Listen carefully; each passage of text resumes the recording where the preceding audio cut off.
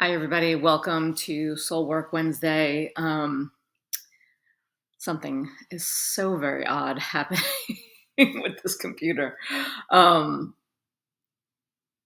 Happy spring and happy new moon. It's been a big week. It's been a big week of things shifting and changing and energy shifting. And yet I feel like there's this density from this, earth and water energy that we're in and have been for a little while now. And so I don't know about you, and it depends on where you are, right? Because I know in New York it snowed. And here it's sort of like you look around and the trees are starting to flower and everything's starting to burst forth. And I look around and I go, oh, like there's lightness happening. It's coming. Like spring is happening. And I want to feel that vibrant energy that seems to be sort of like intoxicating, the air here. But I don't necessarily feel like that. And so there's almost like this inconsistency or this imbalance in this moment of, oh, I want to feel like what it looks like outside, but I still feel heavy.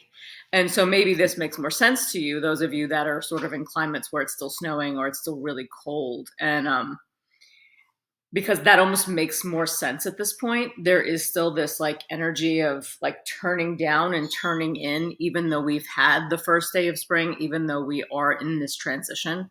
And so I want you to be really mindful about how we're going to, shift the density that we're feeling. And for me, Ayurvedically speaking, I'm always going to go first to, the food we're taking in. If we feel dense and heavy in this time, it's because there is a lot more earth and water. And so we're going to eat food that's a little bit lighter. We're going to, look to see how are we going to create some more air and space.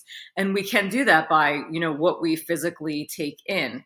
But then also, how are we taking in our environment? How are we engaging our day-to-day activity?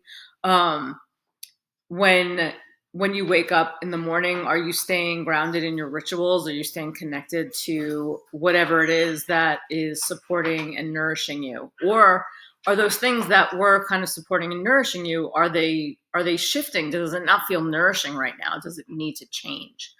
And so in this density and in this heaviness, it can feel like depression, and it can feel like not wanting to move or feeling almost stuck. And so when we feel emotionally stuck or we feel this density, in our energetic field and in our bodies and in our minds, right? How do we sort of summon the courage of our own heart in this moment? How do we how do we rally? How do we move into the presence of our own being and then get so clear and so connected um, and so like threaded to the knowing that we're holding, that we can show up for ourselves, we can advocate for ourselves, we can meet our needs, we can see that we feel heavy and then therefore take steps to create some lightness in some way. I mean, creating lightness might be watching a funny movie. Do you know what I mean? Like, you sometimes just want to create levity by like, okay, what are you doing with your time? If things feel dense and heavy and exhausting and tiring and you're like, I can't do this anymore. Like, okay, well, what are you going to do? Like the first thing is go move your body. And then the second thing is, where am I stuck in my mind? And so when we turn inward to our heart, when we really start to plant our intentions in our heart and we start to connect to our heart center, and we go to this place of like, what do I need?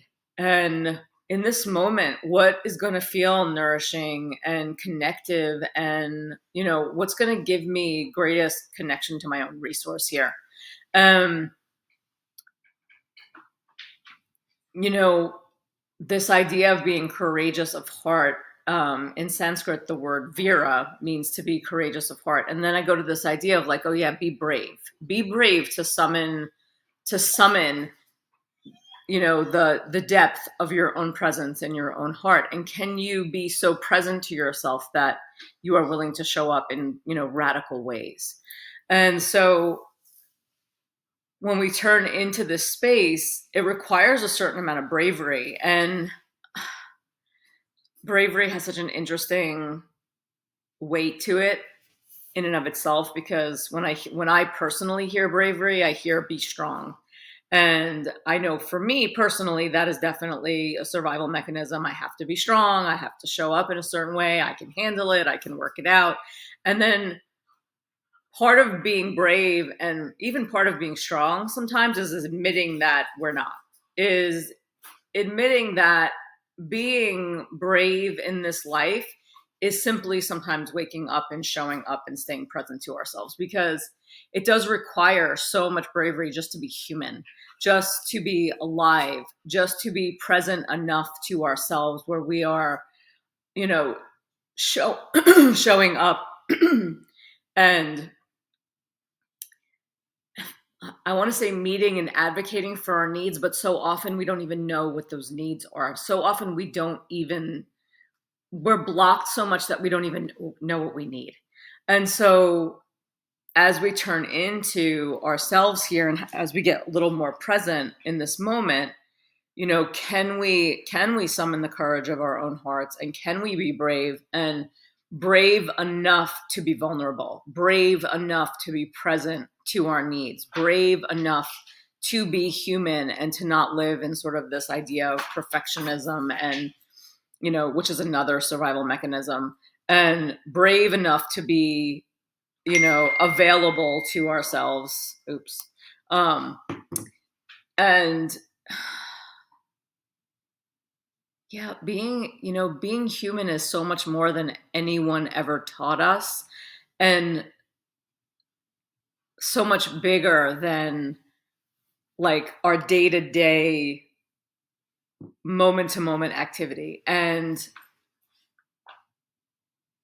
we get into these spaces where we try to create meaning, and we try to create opportunity for ourselves to show up and to really live, versus go through the motions, versus go on autopilot.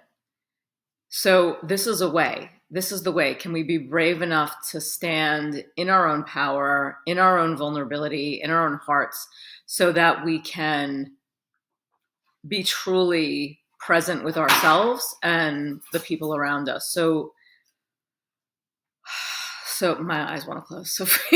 So feel your pelvis settle. And I want you to notice which side of your pelvis feels heavier. Maybe even rock a little bit from side to side to even it out.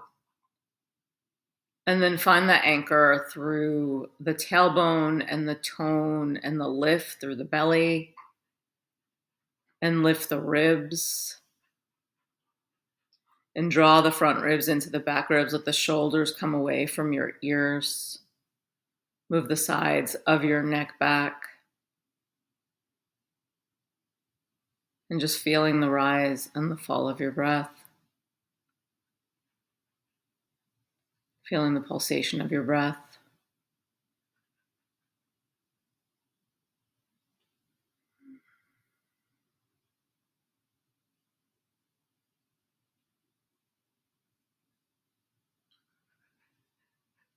When you settle here physically, what comes up?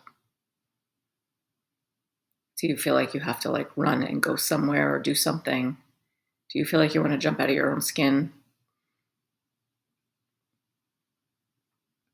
It's all normal. But can we have enough respect for ourselves to show up? To get really soft and quiet here in the space, so that we can truly feel into our needs. And usually when we feel into our needs, they're going to require a certain amount of boundary creating. So if you need more sleep, then you need to create a boundary around the time you go to bed and the time you wake up in the morning. And if you need to nourish yourself in a different way, then you're going to need to create a boundary around, food prep and how you show up in that way. And if you feel like you need more movement and more activity, then again, you're going to have to carve out the time and create a boundary around your time in order to give yourself that. And so I know the first thing that comes up for me when somebody, like when I say, okay, I need to do this for myself, I go, I don't have enough time. And I want to back out of that feeling of scarcity and into a space of resource.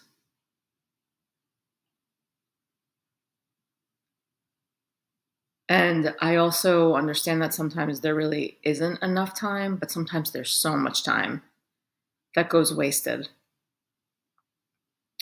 So, where are you spending your time? And is there any place you can pull some of that time back so that you can give yourself what you need? And sometimes what you need is rest. Rest can be a radical act of self care. And so, resting here in your own presence and in your own resource and in your own care. And can you trust yourself enough to take hold of this space and this time so that you may turn your attention to your own heart and soften into the space so that you can receive.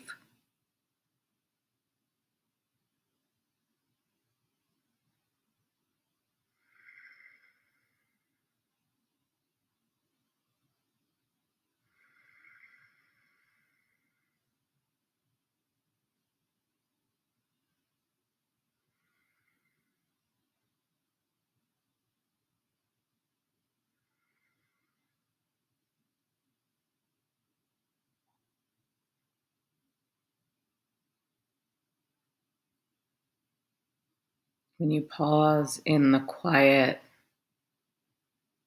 when you pause, and maybe it's not quiet, right? Maybe that internal dialogue is really loud.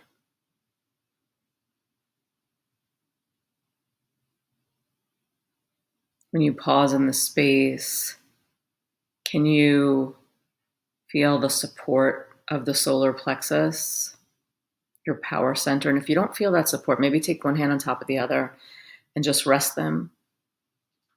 Rest your hands on your solar plexus. This is your power center, your sun center, your activation center, your will center. And we want this power center to support the heart center. Okay, so that we can move into the space of our own heart, to move into our vulnerability, to move into the space that holds our ability to love and to be loved.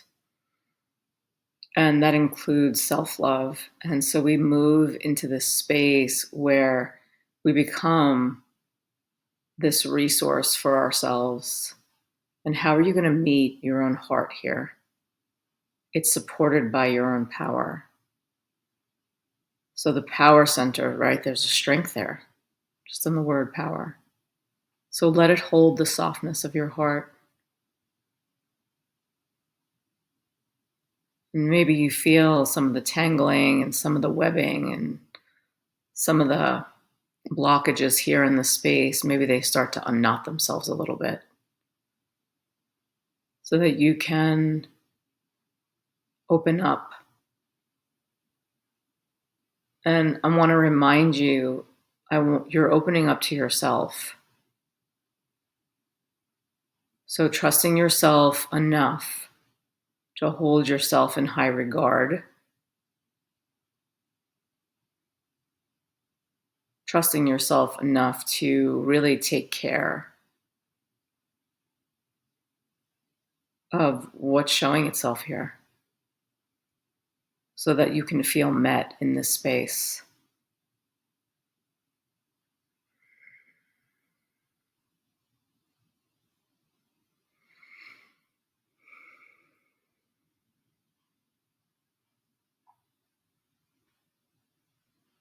Take a nice deep inhale and feel your whole back body expand with your breath, almost like you were going to lean back into the back of your lungs and feel that scoop in and up the solar plexus so that you stay connected to that power, allowing it to support your heart. Draw your hands into prayer in front of your heart, Anjali Mudra, sealing any intentions you're holding here, honoring your willingness to meet yourself in this space. Take a nice deep inhale. Exhale completely. And gently bow your head to your heart, and to your body, to your mind, to this resource you hold. Namaste.